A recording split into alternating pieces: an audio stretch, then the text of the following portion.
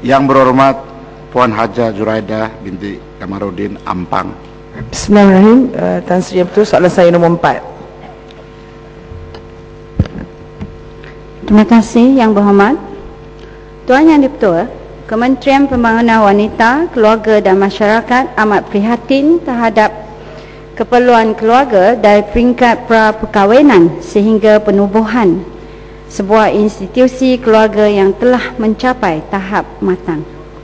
Justru itu selaras dengan dasar keluarga negara yang bakal dibentang untuk kelulusan kabinet nanti bagi membangunkan institusi keluarga yang lebih resilien di negara ini, Kementerian melalui Lembaga Penduduk dan Pembangunan Keluarga Negara menjalankan pelbagai program dan perkhidmatan bagi memastikan rakyat Malaysia khususnya ahli keluarga mendapat input dalam perancangan berkeluarga yang lengkap.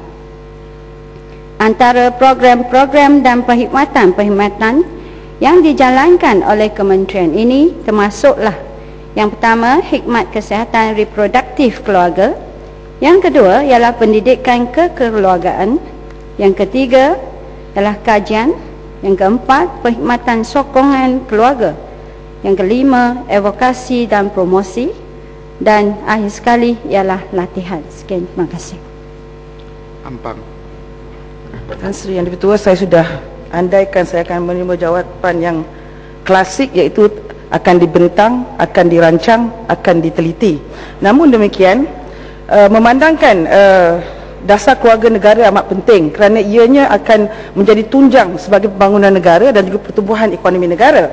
Tetapi malangnya dalam ucapan RMK 10 Perdana Menteri tidak langsung menyentuh tentang betapa pentingnya untuk membangunkan keluarga, ya, terutamanya dalam keadaan sosial sekarang di mana fenomena membuang bayi dan sebagainya.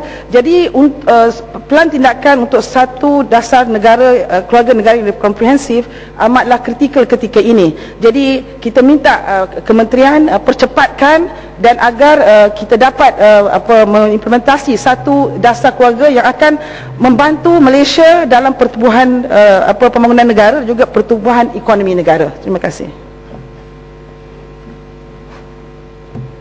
Ya, terima kasih Yang Berhormat daripada Ampang.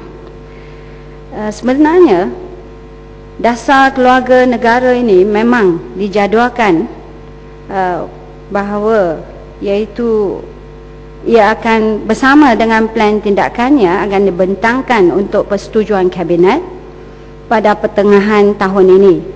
Walau bagaimanapun disebabkan wujudnya tuntutan-tuntutan semasa, ia perlu disemak semula dan diperhalusi supaya lebih bersepadu, lebih menyeluruh dan serta terkemas kini, ya. Jadi idea dan cadangan Yang Berhormat itu tetap akan diambil berat.